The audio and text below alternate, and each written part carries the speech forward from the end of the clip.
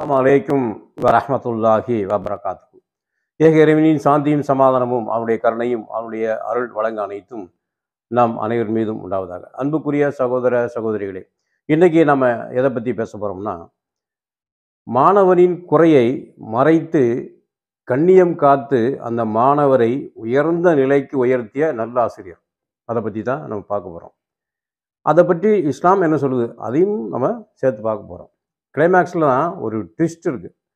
அது யாரும் எதிர்பாராது. ஒரு சம்பவத்தில் ஒரு கிளைமேக்ஸில் ஒரு மிகப்பெரிய ட்விஸ்ட் இருக்குது. அது யாருமே எதிர்பார்க்க முடியாதது. அந்த மாதிரி ஒரு ட்விஸ்ட்டு.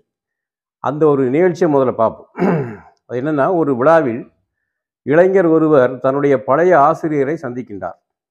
அப்பொழுது அந்த முன்னாள் மாணவ இளைஞர், என்னை தெரிகின்றதா என்று அந்த ஆசிரியரிடம் கேட்கின்றார். ஆசிரியரோ, எனக்கு நினைவில் இல்லை, எனவே நீங்கள் யார் என்று நீங்களே அறிமுகம் செய்து கொள்ளுங்கள் என்றார். இளைஞர் கூறினார், நான் உங்கள் முன்னாள் மாணவன் என்றார். அதற்கு அந்த ஆசிரியர், மிக்க மகிழ்ச்சி, எங்கு உள்ளீர்கள், வாழ்க்கை எப்படி உள்ளது, என்ன செய்கிறீர்கள் என்று கேட்டார். இளைஞர், நான் ஆசிரியராக உள்ளேன் என்றார். அவ்வாறு ஆசிரியராக வேண்டும் என்று எது உங்களை தூண்டியது என வினவினார் அந்த ஆசிரியர். உங்களால் தான் சார் நான் தூண்டப்பட்டேன், உங்களை பார்த்து தான் நானும் ஆசிரியராக வேண்டும் என்ற உணர்வு மேலோங்கியது அப்படின்னு அவர் சொல்கிறார். மேலும் உங்களுடைய செயல்களின் தாக்கத்தினால்தான் நானும் கற்றுக் கொடுக்கும் தொழிலை விரும்பி தேர்ந்தெடுத்தேன். இந்த ஆசிரியர் தொழிலை நான் விரும்பி தேர்ந்ததுக்கு காரணமே உங்களுடைய செயல்களின் தாக்கத்தினால்தான் அப்படின்னு அவர் சொல்கிறார். அப்படி என்ன தாக்கத்தை நான் உங்களிடத்தில் உண்டாக்கினேன் என்று அந்த ஆசிரியர் கேட்குறார். நான் உங்களுக்கு அன்றைய காலகட்டத்தில் வகுப்பறையில் நடந்ததை கூறட்டுமா? அந்த காலகட்டத்தில் கிளாஸ் ரூமில் நடந்த ஒரு விஷயத்தை உங்கள்கிட்ட சொல்லட்டுமா என்று கூறி சொல்ல ஆரம்பித்தார் அந்த இளைஞர். ஒரு நாள் என்னுடைய வகுப்பு தோழர் மிகவும் விலை உயர்ந்த கடிகாரத்தை அணிந்து வந்தார். என்னுடைய கிளாஸ்மேட்டு ஒரு ரொம்ப காஸ்ட்லி வாட்சை அணிஞ்சிட்டு வரார். அப்படிப்பட்ட ஒரு கைக்கடிகாரம் வாங்குவது என்னுடைய சக்திக்கு அப்பாற்பட்டது. எனவே அதனை அடைய நினைத்து அவர் கடிகாரத்தை புத்தகங்கள் வைக்கும் பையில் பேக்கில் வைத்துவிட்டு வெளியே சென்றிருந்த போது ஒருவருக்கும் தெரியாமல் எடுத்து விட்டேன். அவர் வகுப்பறைக்குள் வந்தவுடன் தன்னுடைய கடிகாரத்தை காணவில்லை என்று ஆசிரியரிடம் புகார் செய்தார். அவர் பார்த்துருக்காரு, வாட்சை காணனோடனே கிளாஸ் டீச்சர்கிட்ட, அது சார்கிட்ட சொல்லிட்டார், ஆசிரியரிடம் புகார் செய்தார். ஆசிரியர் அவர்களும் இவருடைய கடிகாரத்தை எவர் எடுத்து இருந்தாலும் அதனை திரும்ப கொடுத்து விடுங்கள் என்று அறிவித்தார். நான் எப்படி கடிகாரத்தை திருப்பி தருவேன் என நினைத்து எனக்கு மிகவும் சங்கடமாக போய்விட்டது. இவர் சொல்கிறார். ஆசிரியர் வகுப்பறையின் கதவை மூடச் செய்தார். எல்லோரையும் எழுந்து வரிசையாக நிற்கச் சொன்னார். எனக்கு மிகவும் பதட்டமாக போய்விட்டது. ஆசிரியர் கூறினார், மாணவர்களே வரிசையாக நில்லுங்கள், ஆனால் எல்லோரும் கண்களை மூடிக்கொண்டு தான் நிற்க வேண்டும். வரிசையாக நிற்க சொல்லி எல்லாரும் கண்ணை மூடிங்க அப்படின்னு ஆசிரியர் சொல்லிட்டார். அவர் ஒவ்வொருவரின் பாக்கெட்டுகளிலும் கையை விட்டு பார்த்து கொண்டே சென்றார். என்னுடைய பாக்கெட்டுக்குள்ளும் கையை விட்டார். கடிகாரத்தையும் எடுத்து கொண்டார். ஆனால் எல்லோரும் கண்களை மூடியிருந்ததால் எவரும் என்னிடமிருந்து கடிகாரத்தை ஆசிரியர் எடுத்ததை பார்க்கவில்லை. இவர் பாக்கெட்லேருந்து வாட்ச் எடுக்கிறாரு, ஆனால் எல்லாரும் கண்ணை மூடிட்டு இருந்தால யாருமே இவர்கிட்டேருந்து வாட்சை எடுத்ததை பார்க்கல அப்படின்ற விஷயத்தை அவர் சொல்கிறார். பின்னர் அந்த கடிகாரத்தை உரியவரிடம் கொடுத்து விட்டார். ஆனால் இது பற்றி ஒரு வார்த்தை கூட என்னிடம் கேட்கவில்லை. வேறு எவரிடமும் இது பற்றி கூறவோ சம்பவத்தை விவரிக்கவோ இல்லை. அந்நாளிலே நீங்கள் என்னுடைய மானத்தை காப்பாற்றீர்கள். ஆசிரியரை பார்த்து இவர் சொல்கிறாரு, அந்த நாளில் என்னுடைய மானத்தை நீங்கள் தான் காப்பாற்றினீங்க. என்னை திருடன், மோசடிக்காரன் என்றெல்லாம் திட்டாமல் ஒன்றுமே பேசாமல் இருந்தீர்கள். என்னுடைய கௌரவத்தையும் மானத்தையும் காப்பாற்றினீர்கள். என்னிடமும் எதுவும் கூறவில்லை, என்கிட்ட கூட எதுவும் சொல்லலை. அது மட்டுமின்றி கடிகாரத்தின் உரிமையாளரிடமும் இது பற்றி எதுவும் கூறவில்லை. இன்னார்ட்டேருந்து தான் நான் அந்த கடிகாரத்தை எடுத்தேன் அப்படின்ற ஒரு விஷயத்த அந்த வாட்சிக்கு உரிமையாளர் அந்த மாணவன்கிட்ட கூட ஒரு ஆசிரியர் சொல்லலை. இது எனக்கு ஒரு செய்தியை கற்றுத்தந்தது. அவர் சொல்றார், இது எனக்கு ஒரு செய்தியை கற்றுத்தந்தது. அது ஆசிரியர் என்பவர் இப்படித்தான் இருக்க வேண்டும். கற்பித்தல் என்பது எவ்வளவு அற்புதமான விஷயம். இதைத்தான் என் வாழ்க்கையில் மேற்கொள்ள வேண்டும். இப்படிப்பட்ட கற்பித்தல் தொழிலைத்தான் செய்ய வேண்டும் என்று விரும்பி இந்த ஆசிரியர் தொழிலை நான் தேர்ந்தெடுத்தேன் சார் அப்படின்னு அவர் சொல்கிறார். அந்த முன்னாள் மாணவர் சொல்கிறார். இந்நாள் ஆசிரியர் இந்த ஆசிரியர், அதாவது முன்னாள் மாணவர் இப்போ இந்நாள் ஆசிரியராக இருக்கார். அவர் இந்த விஷயத்தை அப்படி சொல்கிறார். இதனை கேட்ட அந்த ஆசிரியர் அற்புதம் அப்படி என்றார். மீண்டும் அந்த இளைஞர் கேட்டார், இப்பொழுதாவது என்னை தெரிகிறதா சார், இப்போதாவது என்ன ஞாபகத்துக்கு வருதா அப்படின்னு கேட்குறாரு. அதற்கு மீண்டும் எனக்கு எதுவும் நினைவில் இல்லை, யார் என்பதும் தெரியவில்லை என்றார் ஆசிரியர். ஏன் தெரியவில்லை என்றார் அந்த இளைஞர். ஆசிரியர் கூறினார், நானும் அந்த சமயத்தில் என் கண்களை மூடிக்கொண்டிருந்தேன். கண்ணை மூடிட்டே தான் செக் பண்ணியிருக்காரு. எவ்வளவு கண்ணியம் பாருங்க, எவ்வளவு பெருந்தன்மை. கண்ணை திறந்து பார்த்துட்டா என்னைக்காவது ஒரு நாள் இவன் தான் திருடன் அப்படின்ற ஒரு வார்த்தை என்னைக்காவது ஒரு நாள் அந்த சம்பவம் நடந்து 1 வருஷம் 2 10 வருஷம் கழிச்சு கூட அந்த வாட்சை திருடன் யார் தெரியுமாப்பா இவன் தான் அப்படின்னு சொல்லிடக்கூடாது. அதனால் அவர் என்ன பண்ணியிருக்காரு, அவரும் கண்ணை மூடிக்கிட்டு தான் எல்லாருடைய பாக்கெட்டையும் செக் பண்ணியிருக்காரு. ஆக அந்த அளவுக்கு ஒரு கண்ணியமாக நடந்ததுனால இந்த மாணவர் அதனுடைய அதை முன்மாதிரியாக எடுத்துக்கிட்டு நம்மளும் ஆசிரியர் ஆகணும் அப்படின்ற உத்வேகத்தில் அவரும் ஆசிரியர் ஆகிட்டார் அப்படின்ற ஒரு விஷயத்த அவர் சொல்கிறாரு. ஆக இது ரொம்ப ஒரு அற்புதமான விஷயம். அதாவது ஆசிரியர் தனக்கு மட்டும் அந்த கண்ணை திறந்துக்கிட்டே பார்த்து எடுத்து கொடுத்துட்டு ஒருத்தட்டையும் சொல்லாமல் இருந்தால் கூட அதுவே மிகப்பெரிய பெருந்தன்மை தான். ஆனால் நானும் கண்ணை மூடிட்டு இருந்தேன், இப்போ கூட நீ சொன்ன பிறகு தான்ப்பா எனக்கு தெரியுது, எனக்கு தெரியவே தெரியாது அப்படின்ற ஒரு விஷயத்த அவர் சொல்கிறாரு. அதாவது இந்த ஆசிரியர் தினத்தை அன்னைக்கு நிறையா ஃபேஸ்புக்கிலலாம் போட்டிருந்தாங்க, முகநூலில் பல பேர் போட்டிருந்தாங்க. அதில் ஒருத்தர் போட்டிருக்காரு, ஒரு நல்ல ஆசிரியரால் மட்டுமே மாணவர்களுள் உள்ள சிறந்த நல்ல பண்புகளை வெளிப்படுத்த முடியும். ஒரு நல்ல ஆசிரியரால் மட்டுமே மாணவர்களுக்குள்ள சிறந்த நற்பண்புகளை வெளிப்படுத்த முடியும். அப்போ இந்த நல்ல ஆசிரியராக இருந்தனால்தான் இவர் அவர்கிட்ட இருந்த சிறந்த பண்பை வெளிக்கொண்டிருந்தார். அவர் ஒரு ஆசிரியர் ஆகிட்டார் அந்த மாணவர். இன்னொருத்தர் சொல்கிறார், பறக்கும் பட்டமல்ல நம் ஆசிரியர்கள், பறக்கும் பட்டமல்ல நம் ஆசிரியர்கள் நம்மை உயர உயர பறக்க வைக்கும் நூலாகிறார்கள் நம் ஆசிரியர். நூல் இருக்குல்ல, பட்ட உடுமை, அந்த நூல் தான் ஆசிரியர்கள் அப்படின்னு சொல்கிறார். பறக்கும் பட்டமல்ல நம் ஆசிரியர்கள் நம்மை உயர உயர பறக்க வைக்கும் நூலாகிறார்கள் நம் ஆசிரியர்கள் அப்படின்னு அவர் சொல்கிறார். அது தமிழ்நாட்டில் ஒரு பழமொழி சொல்லுவாங்க, ஏணி தோணி அண்ணாவி நார்த்தாங்கா. கேள்விப்பட்டீங்களா நீங்கள்? ஏணி தோணி அண்ணாவி நார்த்தாங்கா, இந்த 4 விஷயமே மற்றவங்களை உயர்த்தி விடும், ஆனால் அது அதே இடத்துல இருக்கும். உதாரணத்துக்கு ஏணி நம்முடைய மேலே ஏற்றி விடும், ஆனால் அது அதே இடத்துல இருக்கும். அதே மாதிரி தோணி ஒரு கரையிலேருந்து இன்னொரு கரைக்கு இந்த தோணியில், அதாவது படகு போட்டில் நம்ம இந்த கரையிலேருந்து அந்த கரைக்கு ஏறி போவோம். அங்கே இறங்கினோடனே நம்ம பாட்டு நடந்து போயிடுவோம் அந்த இடத்துக்கு. ஆனால் தோணி ஒரு கல்லில் மறுகரைக்கு நம்மளை கொண்டு போகுது, ஆனால் அது தோணி அதே தண்ணியில் தான் இருக்குது, அது எங்கேயும் அது வெளியேறி போகிறதில்ல. அது மாதிரி அண்ணாவினா வாத்தியார், டீச்சர். அண்ணாவி அவங்க இப்போ 5ஆம் கிளாஸ் படிக்கிறார் ஒருத்தர், அவர் 5ஆம் கிளாஸ் அந்த டீச்சர்கிட்ட படிக்கிறாரு. அவர் +2 படிக்கிறாரு, அதுக்கப்புறம் டிகிரி முடிக்கிறாரு, அப்புறம் பிஹெச்டி பண்ணுறாரு, அதில் ஒரு ஐஏஎஸ் கரெக்டர் ஆகிடுறாரு, ஐபிஎஸ் ஆகிடுறாரு.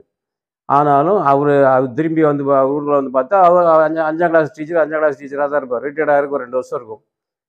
சார் என்ன தெரியுதா, இந்த மாதிரி கேட்ட மாதிரி கேட்பார், நான் இப்போ டிஎஸ்பியாக இருக்கேன், உங்கள் ஸ்டூடெண்ட் சார் நான் அப்படின்ற மாதிரி சொல்லுவார். ஆனால் ஆசிரியர் அதே இடத்துல இருப்பார். அவர் மற்ற மாணவர்களை முன்னேற்றி விட்டுக்கிட்டு இருப்பார். ஏணி தோணி அண்ணாவி நார்த்தாங்கா நம்மளை செரிக்க செய்யுது, ஆனால் அது அப்படியே தான் இருக்கும் அப்படின்ற ஒரு விஷயத்த சொல்கிறதுக்காக தமிழ்நாட்டில் பழமொழி சொல்லுவாங்க, ஏணி தோணி அண்ணாவி நார்த்தாங்கா. இப்போ நான் நினச்சி பார்க்குறேன், என்னுடைய அம்மாவும் அப்பாவும் 2 பேருமே ஆசிரியர்கள் தான். பிரைமரி ஸ்கூல் ஹெட்மிஸ்டர்ஸாக இருந்து ரிட்டையர்ட் ஆகி இப்போ இருவருமே மரணிச்சிட்டாங்க. அப்போது ஒரு சம்பவம் எனக்கு ஞாபகத்துக்கு வருது. என்னென்னா, அதாவது நான் டிரான்ஸ்போர்ட்டில் பல்லவன் போக்குவரத்து கழகம், சென்னையில் பல்லவன் போக்குவரத்து கழகம் பிடிசியில் நான் ஜேஇயாக இருக்கும்போது எங்கள் அப்பா அம்மாவை அதாவது ஃபேமிலி டூர் பாஸ் கொடுப்பாங்க இயர்லி ஒன்ஸ்.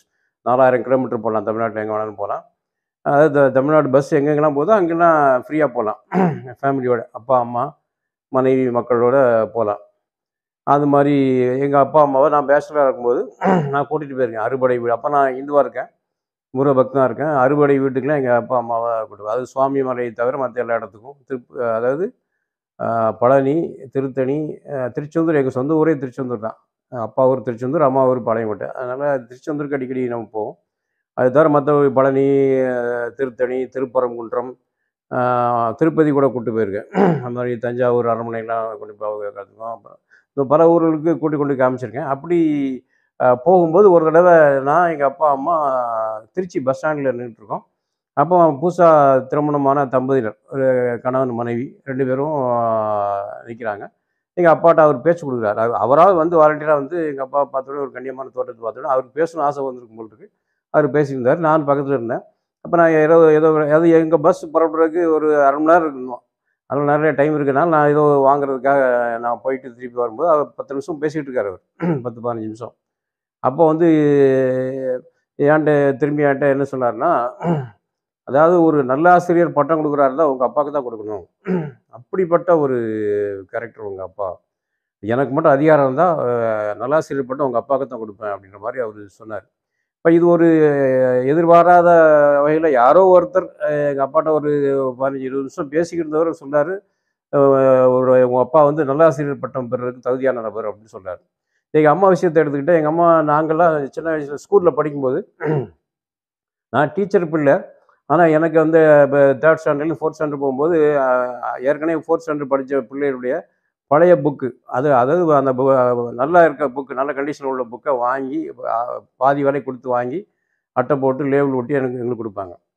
ஆனா, ஏழை பிள்ளைகள் வந்து சில பேர் 3ஆம் கிளாஸ் பாஸ் பண்ணியிருப்பாங்க. நல்ல மார்க் எடுத்து பாஸ் பண்ணியிருக்கும். ஆனா வந்து 4ஆம் கிளாஸ் வந்து சேர்த்து விட மாட்டாங்க பேரண்ட்ஸ். அப்ப அந்த பேரண்ட்ஸ்லாம் எங்க அம்மா கூப்பிடுவாங்க. "ஏன் உங்க பிள்ளை நல்லா படிக்குதே! ஃபர்ஸ்ட் ரேங்க் எடுக்குது, செகண்ட் ரேங்க் எடுக்குது. ஆனா அந்த புள்ளைய கொண்டு போய் நீ படிப்ப நிப்பாட்டிட்டீங்க. எதுக்கு காரணம் டீச்சர் அ வ புக் வாங்குற காசுல, நோட்டு வாங்குற காசுல, புக் வாங்குற காசுல, பென்சில், ஸ்லேட் வாங்குற கூட எங்களுக்கு காசு இல்ல.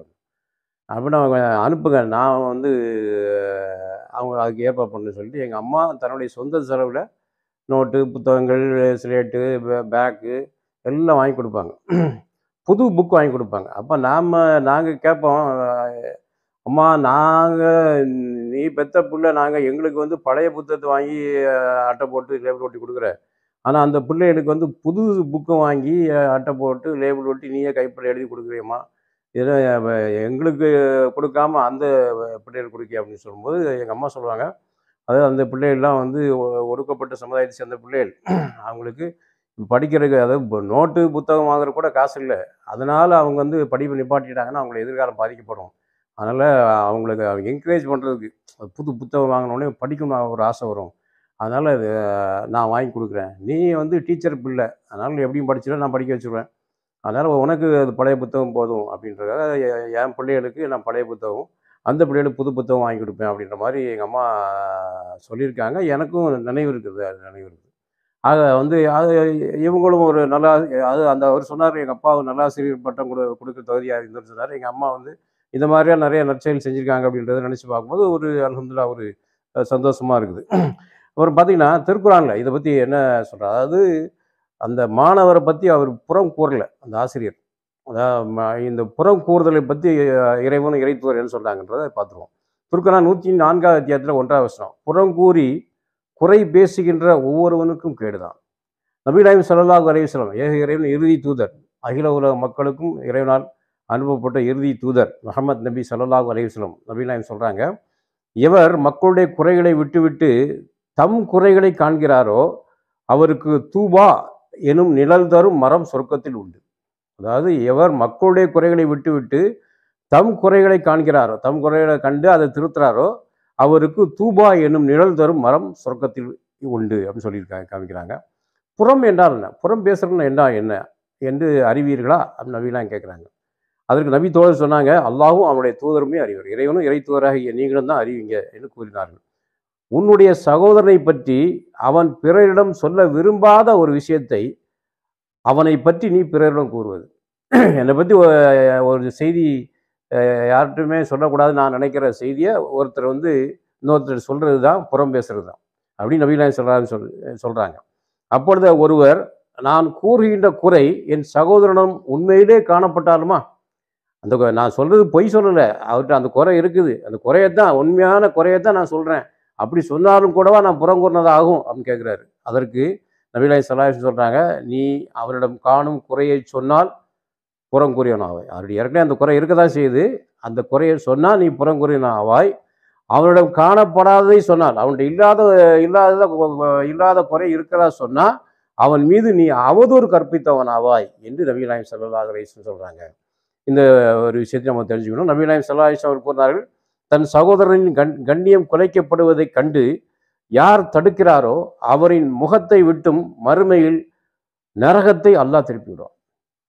தன் சகோதரனின் கண்ணியம் குலைக்கப்படுவதைக் கண்டு யார் தடுக்கிறாரோ அவரின் முகத்தை விட்டும் மறுமையில் நரகத்தை அல்லாஹ் திருப்பி விடுவான் அப்படின்ற ஒரு விஷயத்தையும் நபி நாயகம் ஸல்லல்லாஹு அலைஹி வஸல்லம் சொல்றாங்க.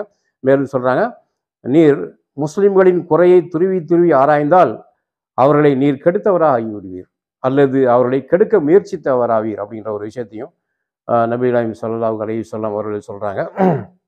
மாதிரி உங்களிடம் இன்னும் உங்களுடைய குறை கூறிக்கொண்டிருக்க வேண்டாம் அப்படின்ற ஒரு வசனம்லாம் குரான்ல இருக்குது. பிறர் குறைகளை நீங்கள் துருவி துருவி ஆராய்ந்து கொண்டிருக்க வேண்டாம், இன்னும் உங்களில் சிலரை பற்றி புறம் பேசி கொண்டிருக்க வேண்டாம் அப்படின்ற ஒரு செய்தியும் சொல்லியிருக்காங்க. ஆகவே அன்புக்குரிய சகோதர சகோதரிகளை, இப்படிப்பட்ட ஒரு ஆசிரியர் எப்படி ஒரு அந்த விஷயம் எனக்கு எப்படி தெரியும்னு சொன்னால், முகநூலில் ஒரு முஸ்லீம் சகோதரர் பதிவிட்டிருந்தார். அதை படித்து தான் அவங்கள்ட்ட சொன்னேன். அதை பார்த்த உடனே இந்த செய்தியும் உங்களுக்கு சொல்லணுன்ற ஒரு எண்ணம் ஏற்பட்டதுனால இந்த எபிசோடில் அதை பேசியிருக்கேன். அல்ஹம்துலில்லாஹ். ஆக ஆசிரியராக இருக்கிறவர்கள் மாணவர்களுக்கு முன்னுதாரணமாக ஒரு முன்மாதிரியை, அதாவது தன்னை போல ஆசிரியராக அவர் வர வேண்டும் என்ற ஆசையை அந்த ஆசிரியர் தூண்டியிருக்காரு. அப்படிப்பட்ட ஒரு ஆசிரியராக ஆசிரியர் பெருமக்கள் திகழ வேண்டும் என்ற துவாவுடன் என்னுடைய உரையை நிறைவு செய்கிறேன். அஸ்ஸலாமு அலைக்கும் வ ரஹ்மத்துல்லாஹி வ பரகாத்துஹு.